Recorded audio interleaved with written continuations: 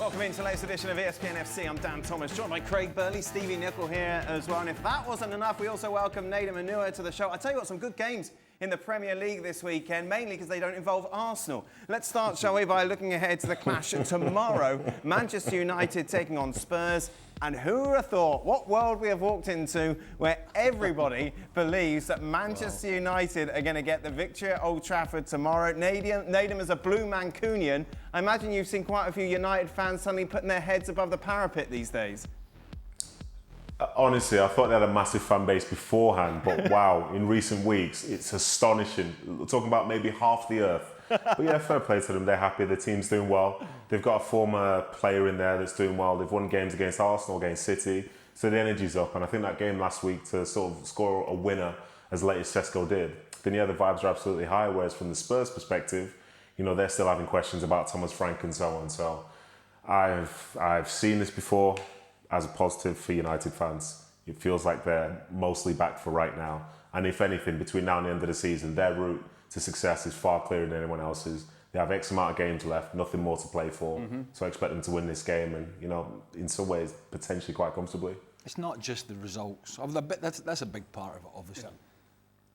The way that, not how they've played, although it's been more energetic, it's been more dynamic, it's been more pacey.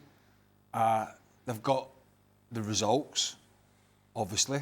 A little bit more fortuitous last time out when it looked as if it was going to go, they were going to drop a couple of points.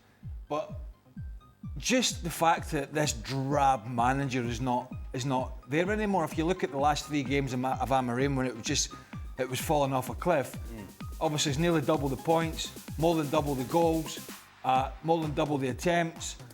If you like XG, that's up. And the distance covered, so they're working a little bit harder as well. And when you take into account the 3 games, his last 3 games was Wolves, Newcastle and Burley. No? Producer, Mike, tell me. He's told me earlier. Wolves, Newcastle and somebody. Leeds. And then Michael Carrick's first games were Man City, Arsenal and Fulham, much more difficult teams. Then they have got a bit of momentum. And you know, whilst they had those numbers for Amorim at the end were indicative of his time, they were against weaker opposition, and all he did after it was bemoan. They just needed something. And thus far, Michael Carrick has gone in, kept it relatively simple. They've played better. He's made good substitutions. I'm thinking Cunha coming on 2 occasions and changing the game. And everybody's just been up for it. So you can't ask for any more. There's a little bit of passion, a little bit of belief, and there's not somebody walking about on a daily basis who is the go-to guy, the manager, and when the manager's walking about and it's all doom and gloom, what do you expect from the players? So it's been much better, everything, work rate, goals, chances, centre-halves defending, full-backs in the full-back area, everything you could ask for Michael Carrick thus far has gone well. Now, it may just be like Man United. Yeah, Monday we could be sat here. It may just be like Man United to come up against a Tottenham team that are decimated with injuries and whose league form has been pretty dire. But it could be 4 out of 4 in terms of a start for Michael Carrick in terms of wins, and that for the boardroom, who must be going like that at the moment. In some sense, this is a relief because this could have gone horribly wrong. If it's 4 out of 4, it has been a magnificent start. I mean, there's a possibility that they don't win this game, but I don't envision us sitting here on Monday if they do lose, talking about what a disaster it was and how they weren't putting the effort in and all of those things. I just don't see that happening. And we always talk about it's one thing to have ability, but what goes on inside your head is just as important. Right. And there's no question that Manchester United players, and don't get me wrong, this is not the Manchester United of 10 years ago, whatever it is, but what's going on between their ears is a freedom to actually play, and they're enjoying themselves. And any footballer who's enjoying playing will run till his legs collapse. If you're enjoying it that much, you will give every single last ounce. And Casemiro's probably the best example of that. come off last weekend, he could hardly walk off the field. But it's just a different ball game. So I don't envisage coming in here Monday, Sunday, whenever it is, and talking about Tomorrow. Well, tomorrow, talking about how this team is just a shadow of what we think Man United are. I just don't see it Well, happening. you got Casemiro, who's announced he's leaving at the end of the season, Yeah. but it looks as if he's actually happy to be there now. Aye. It looked, you know, when you think about what he's won in the game, and then he realised himself that he was struggling, but he was getting thrown under the bus. And it looked as if it was affecting him. Even for somebody with his experience, having played at the Bernabeu, under that pressure, and you well know that. Now he looks as if he's enjoying himself. He's got that extra step because he Well, thinks... he's only got one job now. Yeah, and He used to have 2 and 3 jobs. well, particularly if Agarty was in there as well. And then Bruno Fernandes in beside him. Garnacho. If you put Fernandes beside him, which was the case, Yes. and you know we brought this up a lot on the show, you've basically got an attacking midfielder, stroke number 10, as your midfield partner. So when he goes missing, as he would, not in a bad sense, but goes to join in attacks and does stuff, there's an even bigger hole for a 30-something to cover. And so Kobe Mainoo comes in, who might not be everybody's cup of tea, but he's a natural central midfielder and he's a little bit more, should be more adept at the positional sense of the game, as well as a decent passer. All of a sudden they get a better balance. And you know, one of those players wasn't wanted, Kobe Mainoo. Casemiro looks more comfortable, and as you know, we've talked about it, the head scratcher was Bruno Fernandes not playing further forward. So it's just freed, at this moment, it's sort of freed everybody up. And we said it when they signed these players. They're not a perfect side, as Stevie said. They're not championship material. They're far from it. But when they signed Sesko, Cunha and Mbemo, at least, they were better than they were. And they should have been better than they were. Because those are good players, particularly the job Mbemo's done since he's came in. And I think thus far, Carrick, you know, again, it's early, just realised it shouldn't be difficult. Round pegs and round holes. That's back to the basics of every sport and every manager and every team. When you start chucking Szoboszlai at right back as Liverpool have and all these things, it just brings problems up. Round pegs and round holes, and that's what Michael Carrick has done at the moment. Stevie mentioned the psychology of it, Nedum. You've had your fair share of bad runs. When things turn around, as they have for United over the last few weeks, it must just be night and day. Just simple things like going to training, having lunch.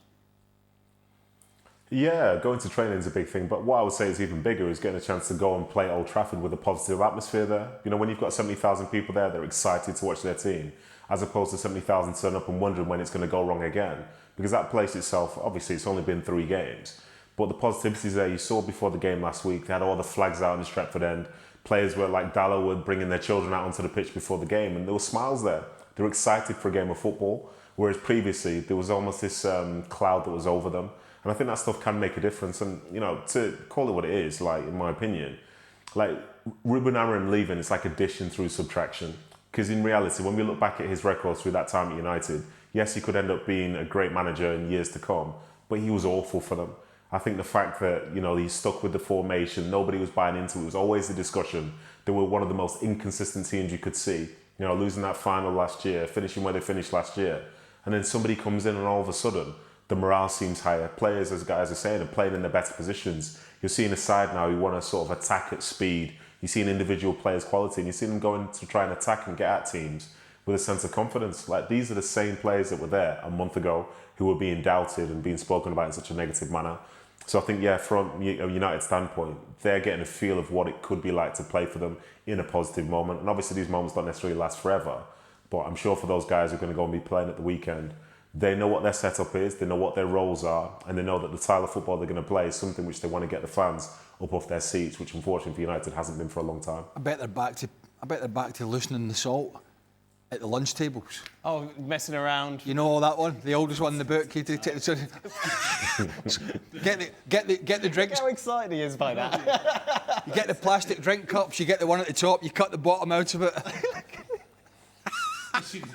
I know. It's so happy. I tell you who isn't happy at the moment. Fun. Spurs. No fun at Spurs. When last was there fun at Spurs? Look at their Premier League record this calendar year. It is so horrendous. Yet to win a game. Obviously, there's been second half showings. Champions League, son. Yes, obviously Champions League. That's a discussion for another day. But that is disgusting for a Spurs side, of course, who always have higher hopes and maybe they should. But even so, it's not where they want to be. And what's interesting, we saw this in the City game, didn't we? This game of two halves that we've seen on more than one occasion for Tottenham Hotspur this season. Abysmal in the opening 45 minutes, kind of get it together a bit after the break. Now, how do you explain it? Who is to blame for that? Do you know what? I honestly couldn't tell you on this one. This one seems like it's more of a deep-rooted thing, and I think also as we get towards, this final stretch of the season, they've also been very good away from home, which again I don't understand. I think some of the inconsistencies, we've seen some teams who are around the table who also have those. And I think that game last week against Man City, like the first half was as bad as you could possibly imagine. And you'd like to think there'd be a reaction, but also you're playing at home. Maybe start well, get the crowd behind you from the get-go, and you never know which way that game could have gone. But yeah, it doesn't seem like it's a happy place at the moment. But then, as I say, the complete opposite side of it is like they finished fourth or whatever in the Champions League phase. How does that work for a team that's struggling so much?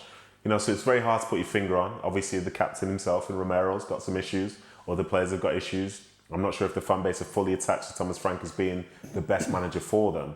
But somehow they just, I don't know, they keep ticking over. And who knows, maybe this game for them tomorrow against United is a good chance for them to continue that really good away record. Because if it's a defeat and it's another game this year where they haven't won, then again, the questions about Frank arise all over again. It really is. It really is simple. Away from home, they don't feel the pressure. And there's probably less expectation. We've all just sat and given our predictions. Nobody's given Spurs a hope. Right. But this is probably the type of game where they might do something because they don't have the pressure at home. There's nothing worse than walking on the field at home and before there's a ball kicked, you can feel it. Right. So when you go away from home... You've got nothing to lose almost a little. It's almost, and it's kind of... Look, there's 11 of us on the field. We need to stay together today. We're away from home. And somehow that kind of galvanises you. But there's no question. Other than the pressure at home, it's down to the manager. At the end of the day, we're not quite... So what's he doing wrong?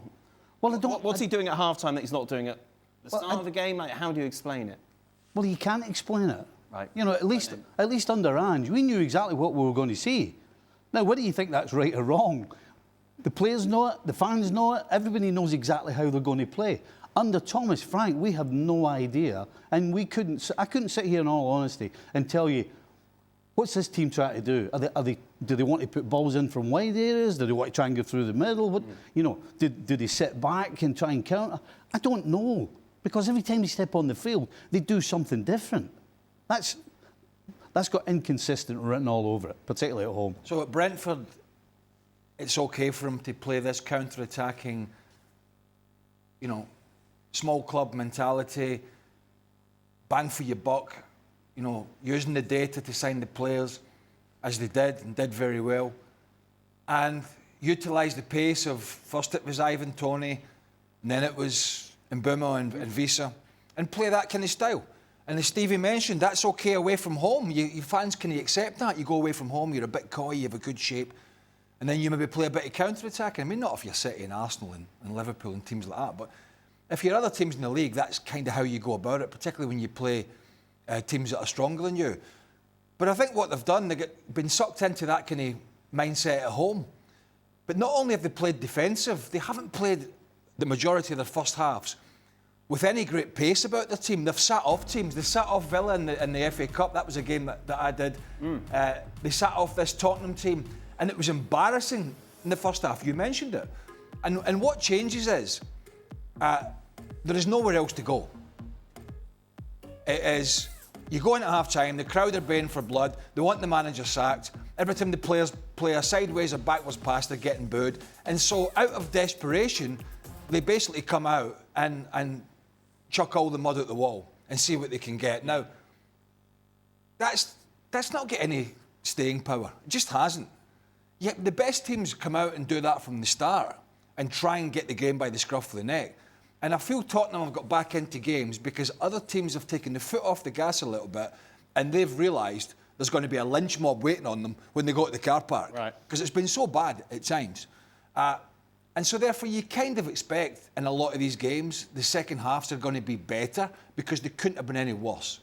The big question is, can they have a 90 minutes of football that's productive and sustainable going forward under this manager? That's the big question, because what he was expected to do at Brentford, and by the way, with a poorer squad, they're playing better football now, Brentford, than what Thomas Frank was, and they're actually playing a good style of football. But what he was expected of there is not what is expected of at Tottenham Hotspur, whether they're the most successful club or not, which they're not. And it's not changing this season. We're in February. We've been talking the same thing, and we're actually